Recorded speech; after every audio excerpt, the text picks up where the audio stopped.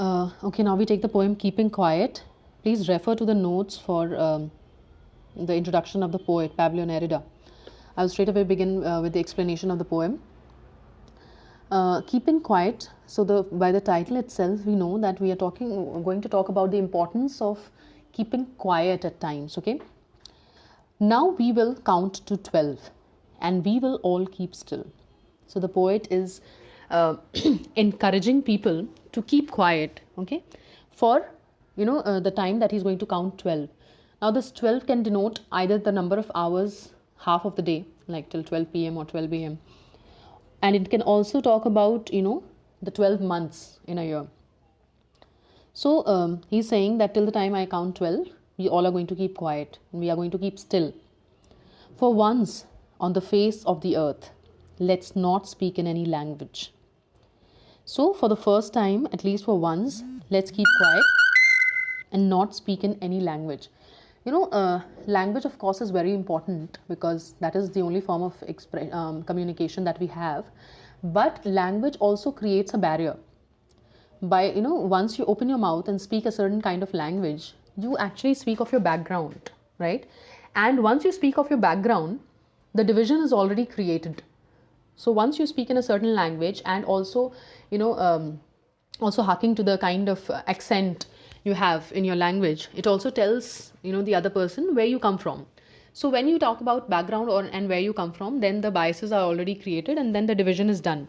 So language can also divide people. So let's not speak in any language. Let's speak a common language of love. Okay. For once on the face of the earth, let's not speak in any language.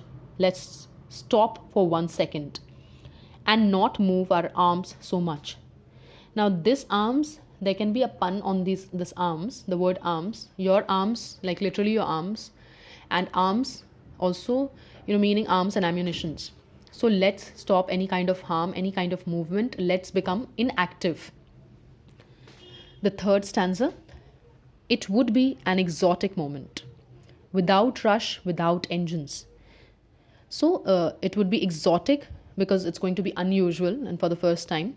Without rush. So you don't have to rush. Wherever you are, you have to stop there. Without engines. So, you don't have to move from one place to another. Not only by your legs, but also by way of vehicles. All vehicles should stop. Without rush, without engines. We would all be together in a sudden strangeness. Sudden strangeness, alliteration. Please refer to the notes for the number of figurative devices. We would all be together in a sudden strangeness. So we are going to be under the same umbrella in a manner. We are going to be just the same people for some time because this is a strange situation. It has happened for the first time that everyone is inactive and not moving. Fourth one, fishermen in the cold sea would not harm whales, and the man gathering salt would look at his hurt hands. So two things which he's trying to connote through these things. Fishermen in the cold sea would not harm whales. So stop harming other people or others by any which way.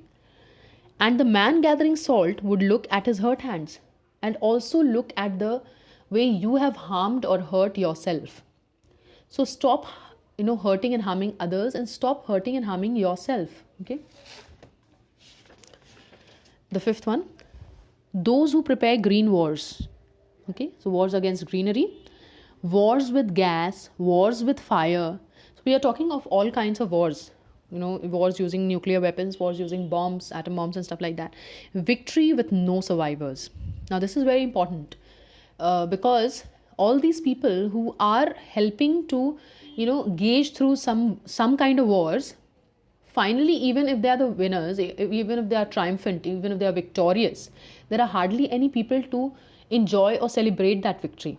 There are not many people left to celebrate that victory. Those who prepare green wars, wars with gas, wars with fire, victory with no survivors. Those who prepare for victory with no survivors would put on clean clothes. Now, putting on clean clothes does not literally mean to put on clean clothes. That is to say, put on a clean and a more open-minded attitude to change your mindset completely. Become more open-minded. Become more sensitive, would put on clean clothes and walk about with their brothers. Okay, so all these people who have been harming others should now change their minds, should now become more sensitive and spread fraternity, brotherhood that is, okay, and walk about with their brothers in the shade doing nothing. So literally in terms of physical activity, he is very much clear in saying that we should do nothing. The second last stanza. What I want should not be confused with total inactivity. So even though all throughout he has been saying that let's not do anything, let's be still, let's not move our arms. Now he's saying that what I'm doing and what I'm intending to get done or what I'm asking you should not be confused with total inactivity. So what kind of activity is he actually talking about? Life is what it is about. I want no truck with death. If we were not so single-minded about keeping our lives moving. Now he says that, life is what it is about. We have actually thought of life as only a way of, let's say if there are people who are earning bread for the family.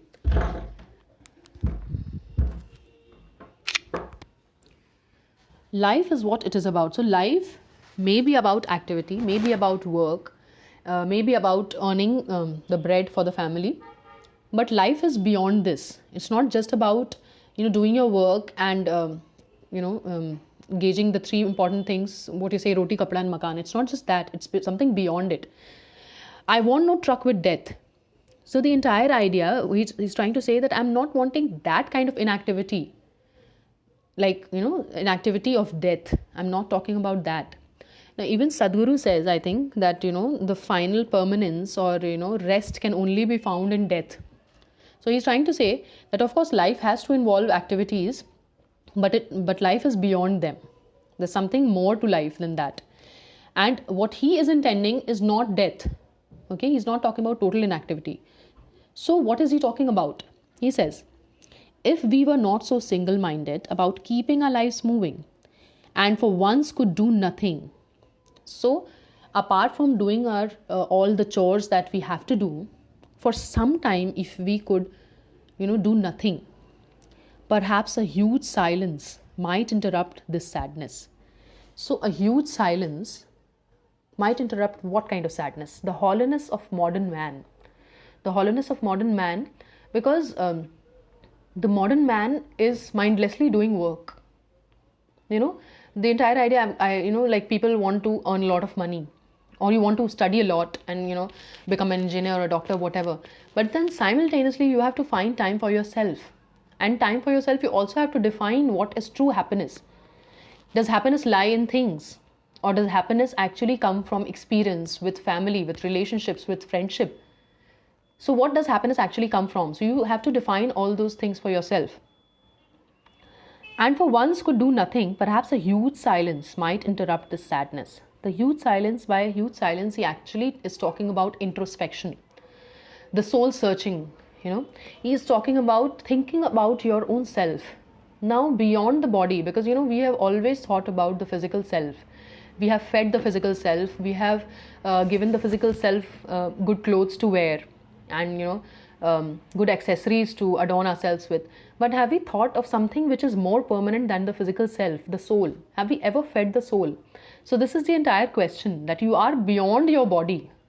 Okay? So you're not only your body, you are beyond that. You are the soul. Have you fed the soul? Have you spent time with yourself? Do you know what you actually want? And for once could do nothing, perhaps a huge silence might interrupt this sadness of never understanding ourselves and of threatening ourselves with death. Okay? Perhaps the earth can teach us, as when everything seems dead, the later proves to be alive. Okay? So, when everything seems dead, when the physical self seems dead, like inactive, he's wanting to say, the later, that is the soul, becomes alive. So let your mind and heart do the thinking at times, not just mindlessly doing your work to trying to get more of comfort and luxury in life. Okay, they may be very important, but they are not the ultimate true happiness. Okay, so what you really need to be happy, you need to think about them. And the earth can teach you. So earth is an example. Like during the winter season, earth seems to be completely dead. Okay. But later, the same earth during spring and summer again seems to be alive. So it's the word seems tells us that the reality is not what we actually think. Now I'll count up to 12 and you keep quiet and I will go. So now the poet feels that now that he has trained the audience, the audience can by themselves practice the same thing for the rest of the life.